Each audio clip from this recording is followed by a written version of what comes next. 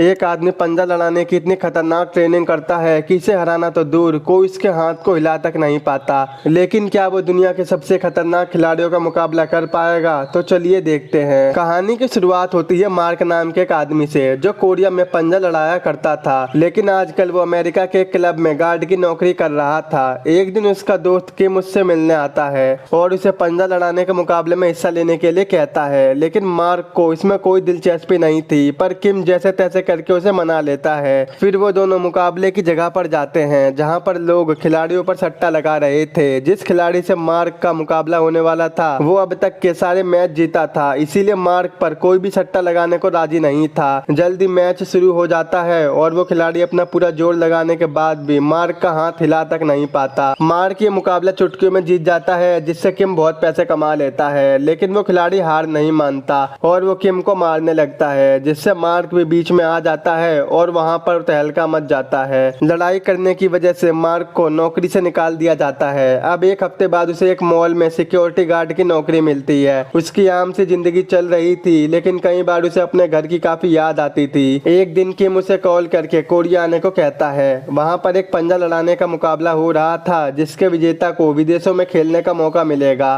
तभी मार्क अपने पुराने मेडल्स को देखता है और एक बार फिर से अपने पुराने सपनों को पूरा करने की ठानता है। जब मार्क कोरिया पहुंचता है तो किम उसे लेने आता है और वो दोनों खाना खाते खाते काम की बात करते हैं। किम उसका एजेंट बनकर उसका बिजनेस संभालना चाहता था, उसे मार्क पर पूरा भरोसा था। उसका प्लान होता है कि मार्क को खिलाड़ी बनाकर उस पर पैसे लगाकर सट्टे में माला माल हो जाने का। इसके बाद वो दोनों पूरा शहर घूमते हैं और रात में वो एक क्लब में जाते हैं, लेकिन मार्क तो वहाँ भी बाउंसर की तरह क्लब की देखरेख करने लगता है। घर जाते वक्त किम मार्क से पूछता है कि क्या तुमने कभी अपनी असली माँ को ढूंढने की कोशिश की है? दरअसल मार्क को बचपन में ही उसकी माँ ने एक अनाथ आश्रम में छोड़ दिया था। उस पर मार्क कहता है, जो लोग मुझे छोड़कर चले गए हैं मुझे उनसे मिलने में जरा भी इंटरेस्ट नहीं है। इसके बाद किम उसे एक होटल में छोड़ देता है। वहाँ मार्क ने अपनी लाइफ में पहली बार उछलता हुआ बेड देखा, जिससे उसे मजा आ जाता है। होटल में किम ने मार्क के लिए एक गिफ्ट भी रखा था। उस डब्बे में एक आईफोन होता है जिसमें उसकी माँ का रियल पता होता है। उधर किम यो नाम के एक अमीर बंदे से मिलता है और वो मार्क पर पैसा लगाने को कहता है। पहले तो उसे बिना परमिशन के यो से बात करने के लिए उल्टा लटका दिया जाता है, लेकिन जब यो ने मार्क की वीडियो देखी तो वो उस पर पैसे लगाने को राजी हो जाता है। पर यहाँ पर यो की एक शर्त होती है कि उसे मेरे ऑर्डर के मुताबिक हारना या जीतना होगा। अगले दिन मार्क उस गूगल मैप के पते पर पहुंच जाता है। दरवाजा खटखटाने से पहले उसे बच्चे मिलते हैं, जो उसका भारी भरकम शरीर देखकर उसे राक्षस समझ बैठते हैं। बच्चे उससे डर ना जाएं, इसीलिए वो उनसे बिना कुछ कहे वहां से चला जाता है। उन बच्चों ने घर में आते ही अपनी माँ सुमी को उस राक्षस आदमी के बारे में बताया। तभी वो खिड़की से देखते हैं कि मार्क वापस जा रहा था। सुमी एक कपड़े की दुकान चलाती थी, जो इस समय काफी घाटे में चल रही थी। उसे गैंगस्टर यो के भी काफी सारे पैसे लौटाने थे, जो उसे बार बार परेशान करने आ जाता था। एक दिन सुमी मार्क और यो को मॉल के क्लब में जाते हुए देखती है। असल में किम मार्क को यो से मिलवाने लाया था। वहीं हम एक अमीर बाप की बिगड़ी औलाद चैंग को देखते हैं, जो यो का साथी होता है और सट्टेबाजी में सबसे ज्यादा पैसे लगाता था।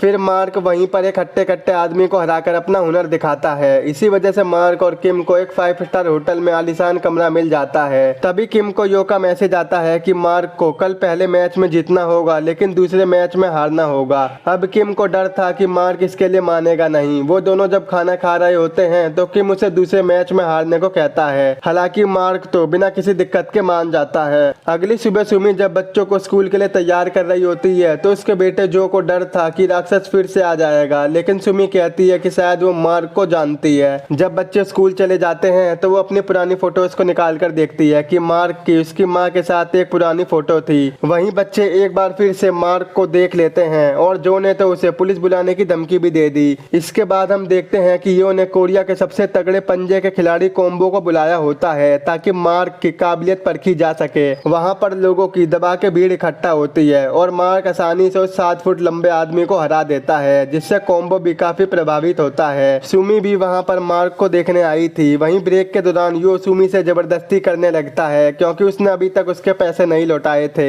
मार्क भी ये सब देख रहा था। जब दूसरा मैच होता है तो वो जानबूझकर ये मैच जीत जाता है, ताकि वो यो को नीचे दिखा सके। जब यो अपनी धौंस जमाने लगा तो मार्क उसे धक्का दे देता है। किम बेचारा मार्क और यो दोनों को शांत करने लगता है। जब उसे पता चलता है कि ये सब सुमी की वजह से हुआ है तो वो अगले दिन सुमी से मिलने जाता है। तभी यो भी वहां पर पहुंच जाता है और वो किम को मारने लगता है।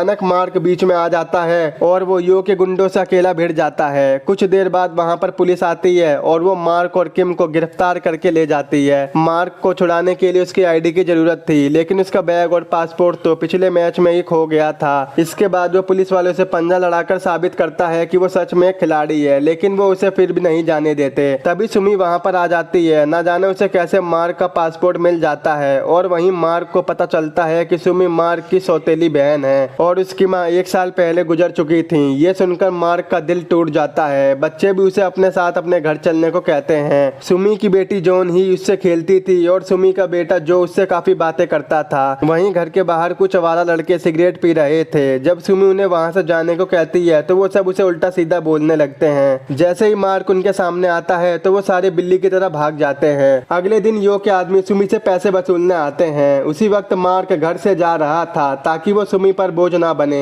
वो उन गुंडों को भी भगा देता है, पर फिर उसने वहीं पर रुकने का डिसाइड किया। अगले कुछ दिनों तक पूरे परिवार ने मिलकर बढ़िया खाना खाया, घूमे फिरे और मजे करें। सुमी के लिए काम के साथ बच्चों को संभालना काफी मुश्किल था। उसका पूरा घर कपड़ों से भरा हुआ था। एक दिन वो घर आकर देखती है कि सब कुछ एकदम साफ हो चुका है। ऊपर से मार्क बच्चों की देखभाल भी बहुत अच्छे से कर रहा था। दूसरी तरफ किम गरीबी के दिन काट रहा था। तभी मार्क को बच्चों के साथ देखकर उसे एक आइडिया आता है, क्यों ना मार्क की एक दुख भरी कहानी दिखाकर थोड़े पैसे कमा लिए जाएं। मार्क भी इसके लिए मान जाता है। इसके बाद मार्क अपने परिवार के साथ बाहर जा रहा था। तभी रास्ते में वो कॉम्बो को खेलते हुए देखता है। मार्क उसे चुनौती देता है और गेम जीतकर सभी का चहीता बन जाता है। कुछ ही हफ्तों बाद उसका दुख भरे बचपन और मुश्किलों की कहानी पूरे देश में फैल जाती है। ये इतनी मशहूर हो जाती है कि मार्क और किम बहुत पैसे कमा लेते हैं। अब बच्चे मार्क को अपना हीरो समझने लगते हैं। एक दिन स्कूल जाते वक्त उन्होंने एक औरत को मार्क की बुराई करते हुए सुना, तो बदले में जो ही कहती है, मेरे मामा के खिलाफ फालतू मत बोलो वरना मैं तुम्हारा हाथ तोड़ दूंगी। फिर मार्क उससे वादा करता है कि वो देश का सबसे बड़ा मुकाबला जीत कर दिखाएगा। फिर हम देखते हैं कि किम के पिताजी बूढ़े होने के बावजूद भी काफी मेहनत करते थे। किम इतने पैसे इसलिए कमाना चाहता था ताकि वो अपने पिता को एक अच्छी जिंदगी दे सके।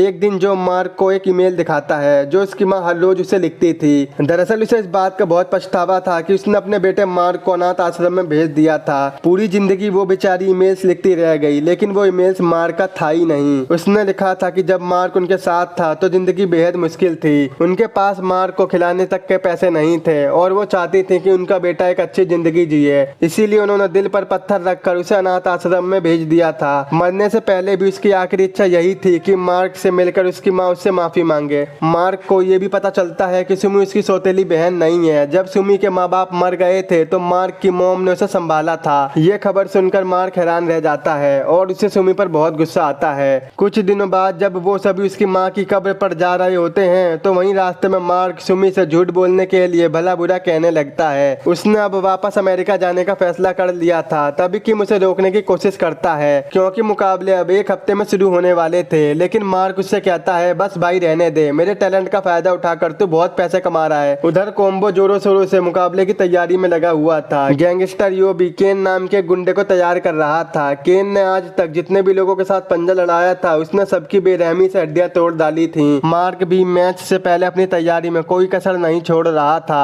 आखिरकार मुकाबले का दिन आ जाता है। बच्चे घर पर थे। जब उन्होंने देखा कि वो मार्क को उसका मेडल लौटाना भूल गए हैं तो वो तुरंत बस पकड़कर मुकाबले की जगह पर पहुंच जाते हैं। कुछ देर बाद जब ये खबर सुमी को पता चली तो वो भी बच्चों के पास चली जाती है। इसके बाद मुकाबला शुरू होता है। केन, मार्क और कॉम्बो तीनों अलग अलग ग्रुप में थे। उन्होंने अपने ग्रुप में हर किसी को हरा दिया और सेमीफाइनल में पहुंच जाते हैं। केन ने तो बड़ी बेरहमी से कई हाथ तोड़े और फाइनल में पहुंच गया। करोड़पति चेंग ने और उसके आदमियों ने अपना सारा पैसा केन पर लगा दिया, लेकिन मार्क का हुनर देखकर उन्हें लगा कि कहीं उनके पैसे डूब ना जाएं। इसीलिए चेंग ने यो को धमकाकर कहा कि वो किसी भी तरह केन को जिताए। फिर यो किम को $2 लाख देकर कहता है कि मार्क को सेमीफाइनल में कॉम्बो से हारना होगा। हमेशा की तरह किम की जीभ लपलपाई तो उसने पैसे ले लिए और वो सीधा मार्क के पास जाता है, लेकिन मार्क हारने से साफ मना कर देता है। तो किम कहता है कि इन पैसों से उसकी पूरी जिंदगी बदल सकती है, लेकिन मार्क के लिए अपनी भांजी से किया हुआ वादा उससे कई गुना बढ़ के था। और फिर उसने कॉम्बो से टक्कर का मुकाबला किया और उससे जीत जाता है। वहीं ब्रेक के समय यो किम को पकड़ लेता है और उसे खूब मारता है, पर तभी वहां पर मार्क आकर यो के एक एक बंदों को मार देता है। अब किम भी पैसों का लालच छोड़ देता है और वो मार्क को जी जान लगा के जीतने को कहता है। और अब फाइनल मुकाबला शुरू हो जाता है, जिसे देखने के लिए सबकी सांस अटकी हुई थी। तभी केन ने चीटिंग कर दी जिससे मार्क का हाथ फिसल जाता है। वो मार्क का अंगूठा काफी तेजी से दबाकर उसे चोट पहुंचाने की कोशिश करता है। अब केन किसी भी पल जीतने वाला था कि तभी मार्क की नजर अपने भांजे और भांजी पर पड़ती है, जो उम्मीद भरी निगाहों से उसे ही देख रहे थे। अचानक मार्क में एक नया जोश आ जाता है और वो एक ही झटके में केन को हरा देता है। अब आखिरकार मार्क ने टीवी पर कहा कि वो अपनी माँ से बेहद प्यार करता है और उसकी जीत से वहाँ पर मौजूद हर एक इंसान की आंखों में आंसू थे। और यहीं पर ये मूवी खत्म हो जाती है। वीडियो पसंद आई हो तो आज ही हमारे चैनल को सब्सक्राइब जरूर कर दो।